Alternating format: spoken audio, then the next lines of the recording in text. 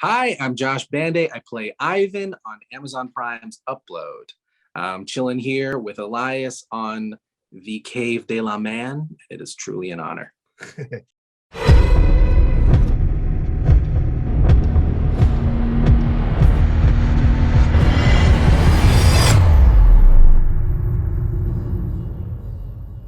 Josh, welcome to the cave. Thanks for having me, Elias. It's been an exciting time, man. We've been waiting for almost 2 years. Finally, Upload season 2 finally dropped. Man, it's been so long. It's almost like you're waiting for your food at a restaurant and then you see it coming out of the corner of your eye and you're like, oh yeah, that's me. I got the tenders. Let's go. And now that we got taste of season 2, we're like, oh, are we gonna get a season 3? I know they're in the process of writing it. We're still waiting for Amazon to give the word. What's your thoughts on all that? Come on, guys. Come on. I mean, obviously, like we left things in a place, I feel like season two had its own story, which was awesome, but it definitely left, especially, me as a viewer, not even as an actor, just wanting more of the show. Before we jump into more into Upload, I was trying, I want to know, get to a little more about you. I know, like you got when you first started off in the entertainment industry, is more of a comedy, right? Oh yeah, 100%. Well, I actually started in Shakespeare, which was weird. Wow. I kind of thought like that's what you needed in order to be an actor. Like no one told me how to do it. So I was like, oh, Shakespeare, that's the way to go. But after I did that, I went into like musical theater, and then I found the Groundlings in Second City in LA, just like fell in love with comedy. And I just love the process of it. It's so hard and awesome and gratifying. Well, what made you get into the Groundling? Like, how did you fall in love with like comedy and improv? So I did, okay, the only class that I failed in college was improv. I know it's like hard How could to you believe. fail improv? Listen, okay, I have a gift. All right. I would bring in books with me every time and just read off the page. No, it was because I came in late and like didn't know when the class was. So it's like this weird story. It's like, oh, I failed improv. And then like I tried to audition for the troupe, and he's like, the coach was like, I'm sorry, dude. Like, we already got our roster. Like, I'm sorry. Like, this isn't gonna happen for you. And I was like, okay, great, thanks. And I don't know if viewers know this. I have a certain level of pettiness where I'm like, oh, you're not going to let me on the team? Okay, cool. I'm going to go audition in LA for some improv groups. And immediately was like, let me go into Groundlings. And I got there and like I auditioned and I was super excited because you have to audition to get into the school even. And I was pumped, and I went back to another teacher of mine. And I was like, hey, I auditioned for Groundlings. And he's like, no, you're not going to get in. And I was like, here we go. Here comes that petty train. But then I auditioned, and Groundlings has this great way of developing character. And I got to play like all the weird people in my family. And I had to stick with it. So got in Sunday company there, and it was a wild ride, man. It's fun. Did you have a chance to work with Matt Cook? He's a former guest of the show. No way, Matt Cook. Yeah. I actually I got to work with Matt Cook on the set of Man with a Plan. Yeah, I love that show. No way, man. Yeah, I was on it for a hot second, and Matt Cook was, of course, like on that show. He was so funny, and he gave me this really great advice because I was in Sunday, and I'm a dad, and I was like trying to work as well, and I was just so tired. And one of the things he said was just like, being in comedy and being in this business, sometimes you push your body to be able to do the things you needed to do. And like the same way that like, I guess like an athlete does, you have to be like, we're not going to get sleep tonight because we have to write this sketch, and we're up at 6 tomorrow morning, and we're and then we're going to the audition, and you're pushing your body for this amount of time so that you can do the thing that you love. And it was some of the best advice I got while I was there. Great guy, man. Yeah, super great. So yeah, let's jump into Upload. How did that happen for you? Now let's talk about the beginning of the adventure. Upload was crazy because I was auditioning for like 3 other things that day, which is a lot for an actor. Like you get like one, had like 3 auditions that day, and I was positive that I bombed it because I went into the audition and the person who was reading with me was mouthing all of my lines at the same time. And I was just like, so the whole time I was just like, girl, what is happening? It drove me nuts. But, it was weird because then they're like, oh yeah, the show, they want you. It's called Upload. Here's a concept. And I'm like, okay. And they're like, oh, and Greg Daniels is writing on it and he's showing. And I was like, cancel all of my plans. Like cancel. I'm not doing anything like I want on this show. And Wow. I had to do it. The dude is amazing. Yeah. Now, did you originally go in for Ivan or was it somebody else? I originally went in for Ivan. Okay. Yeah. Yeah. I tried to read for Nora. They, for some reason, were not about that. So weird. You could have made it work somehow if you got casted. I feel like I could have. We'll see. Season 3, maybe. Yeah. maybe with a twist. There we go. It's a hell of a twist. No one saw it coming. So I remember in season 1, because I went back and I watched a few episodes before I started watching season 2 again. And in season 1, we didn't really know a lot about you. There was times where we're getting vibes that you might be a bad guy or a villain. Yeah, it's there are things in season 1 that like low key some people have not caught yet that Ivan has done. If you go back and watch it, like, yeah, he's there, he's kind of like hanging out, he's sort of like this dirtbag dude. But there's one scene that is the gray market where they go and they're shopping in like seedy part of the internet. And there's this guy with a bag on his head who's selling celebrity memories, and that's totally me. And that one's kind of easy to get, but there's one that like people have messaged me about, and I'm like, okay, you caught it. Where the server room blows up. There's someone like sets a bomb in the server room, and it's like a 2-second clip, but you see a hand come into frame and like shuffle a bomb into the server room, and that's totally me. And like, I just love this idea of like Ivan being the saboteur. Like he's this like kind of dumpy dude, but like he's actually a spy, which is really fun. But going into season 2, that was like, it was clarified even more, and I just loved like what they did with it. Yeah, well, it's great about season 2. Like, your role got bigger. Also, you're involved in more things, and we saw more of how you were part of the camp. You're working with, like I mentioned, Paulo earlier, and now you're working with Nora also. Yeah, what I like most about Ivan is he's definitely like a dude who is like kind of serving himself a little bit. Like he's enjoying the modern amenities despite being like the Lud spy. I could see him being like, I don't do tents. Like, it's just dirty. I prefer a bed. That's just how I got a bad back. Like I could just, that's sort of how he is. And like, he could still get McDonald's.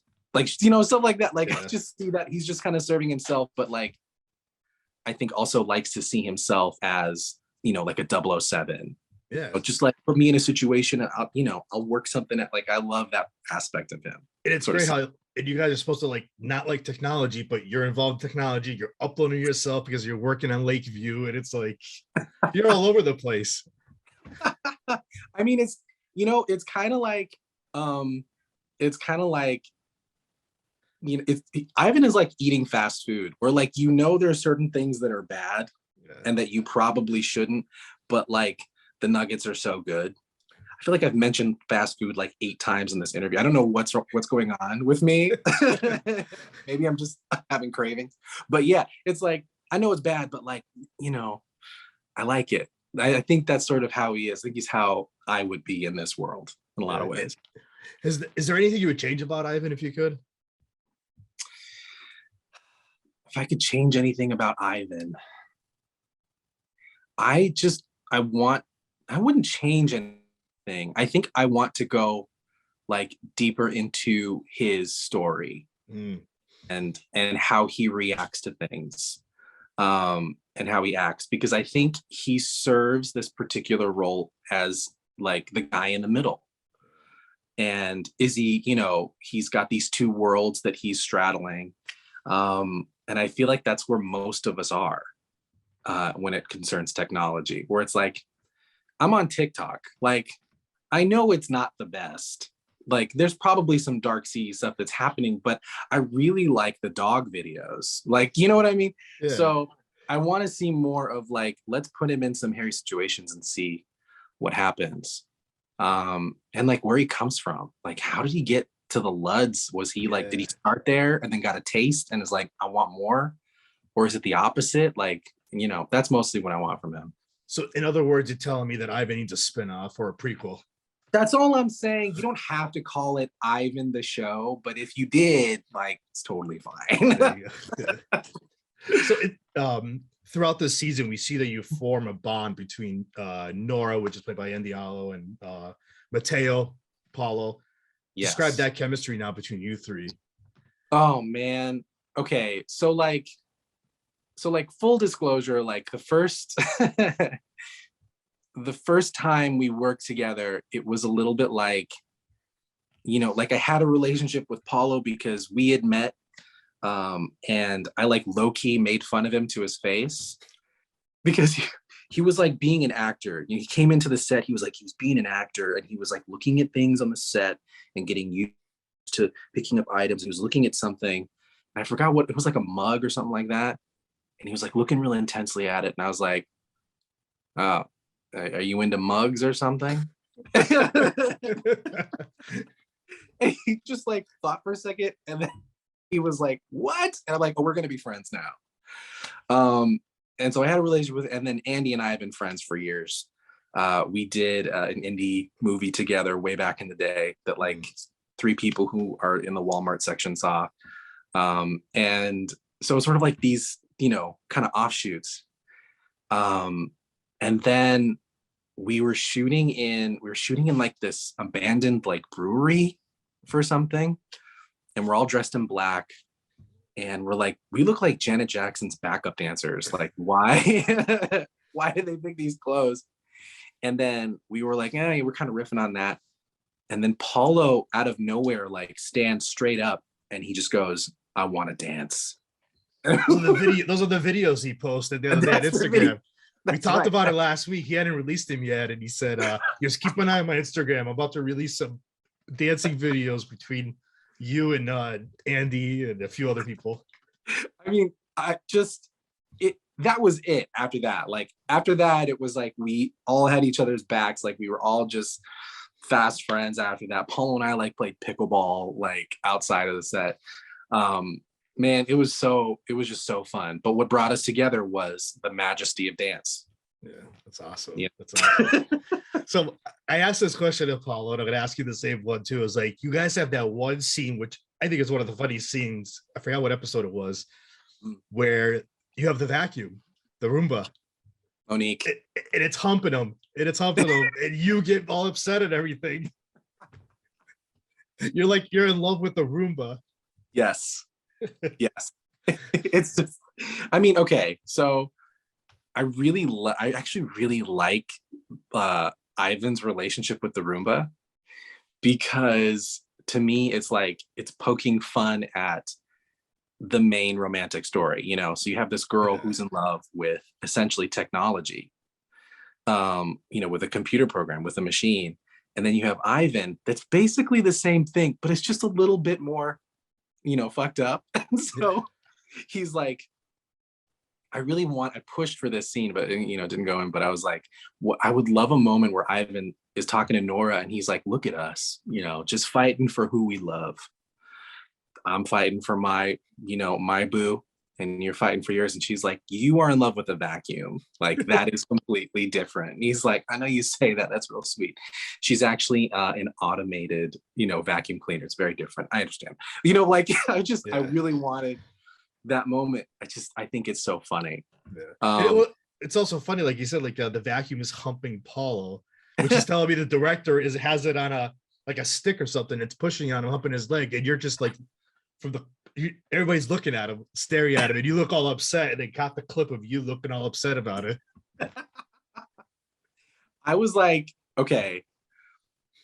I was actually kind of like low-key kind of like exasperated with the whole situation, because that shot took hours. it took, and I was just so mad that like they were spending so much time like, how should it be, how can we get the perfect humping angle, and like, well, okay, we're gonna punch in here and then it's looking up. I'm like, why are we spending so much time? So the reaction is very natural of just like, oh my, you know. But it turned out so funny, like it was totally worth it. And just What's to see been how yeah, all it go ahead. was. What's been like your favorite scene that you've been part of? I think my favorite was, I loved the crashing into the rack of things, like the rack of like medical equipment. Okay. When they go in there, they're like looking at the bodies. That was really fun. Yeah. But I think, yeah, my favorite scene was the scene with Andy. We're in the car together and we're driving someplace, and Ivan has this really sincere moment with her, and it's just so fun to be like the comedic character and then have a really sincere moment. And he's telling her how he feels about her, and then just goes right back to being like just trash water Ivan. And the line is like, oh, I don't sleep with people I respect. Like, Yeah. I fucked out. And like, it was just so fun. And they had to stop me because I kept like ad-libbing off of that line and being like, you respect Nathan? Ugh, gross. Like, they were just like, let me run with it. But I think that's my favorite, is to actually have like sincere moment of acting followed by actual comedy. It's the gold, chef's kiss. What if we see a season 3, what are you hoping you see for your character? Oh man, yeah, I would love to see, because Ivan is such a it kind of reminds me of Step Brothers. Do you remember Step Brothers? Yeah. We have like these sort of like adult like man babies. Like Ivan is a certain version of that. He's a little bit more grown. He's a little more like, grounded, but he's petty. He's got like the man cave. No, no diss, but his man cave is like serious man cave. Yeah. I would love to see just like, what's the thing that's gonna make him grow just a little bit, not to the point where he's like, now I accept, but just the smallest moment of like of taking responsibility or making a tough choice and doing the right thing, or what's the thing that pushes him to do the wrong thing. Is his story a tragedy? I would love to see that. Also, I want to see more of him and the Roomba. I think it's too good. I gotta have more. We're gonna have a scene of you and the Roomba on a date or something. Everyone is staring at us in this restaurant. I look really good tonight. Let's be it. Who's on the show? Who's your favorite character other than Ivan? I think that's a good question. I love I love Craig Monthers, the guy who gets like fired. He's sort of like the stand-up kind of nerdy guy. Well, that's like he has a very particular voice, and he like his just character, his person is so funny. I've always loved Alicia, like Zainab Johnson's character, because she's so just like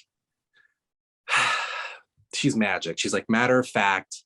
She's a voice of reason in this, and she just reminds me of one of my cousins. So, I love watching her. Yeah. You know who needs more lines? AI. Oh, AI. Oh my God. Especially this season. He was all over the place. Like that one episode where he's like 10 of them in the room. And oh my God. I feel like AI is just going to be my character. He's just going to take over everyone's character gradually. Yeah. And then the show will just be uploaded with AI guy. And it'll probably get a lot of views. Oh, definitely. Now, what's next for you now? Yeah. So man, it's been kind of a wild year. I'm on Pam and Tommy, which was which aired, a couple weeks ago. Super stoked about that. I was on Murderville, which was on Netflix. I have a kids show coming up that I'm like super stoked for. I get to be the voice of I'm the voice of Bigfoot's dad. I can't say what it is yet, but like, man, I haven't done like a kids show beside. I haven't done voiceover for a kids show before. Wow. And so it's like super new. I'm crazy. I wish I could tell you more about it, but it should be coming out sometime during the summer, and I'm like super stoked. It's so good. It's awesome. Now, did you ever want to do voiceover? How did that fall for you? Or I've always done like I've done music and stuff and like singing and whatnot.